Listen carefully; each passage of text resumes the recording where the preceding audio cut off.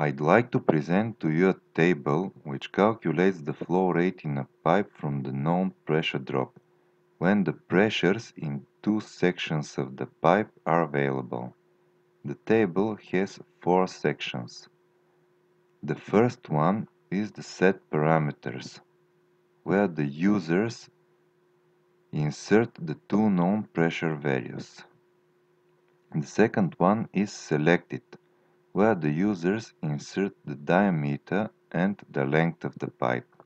The third one is constant, and the last one is calculated, where the flow rate is calculated via the transformed Ube-Lode formula. I use red for all manually inserted parameters, green for constants. All these can be taken from another table. Blue is for the drop-down menu,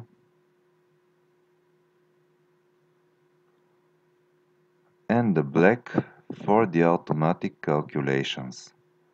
The table has two tabs, Calculated, where the users work, and the dictionary. Thank you for watching my video.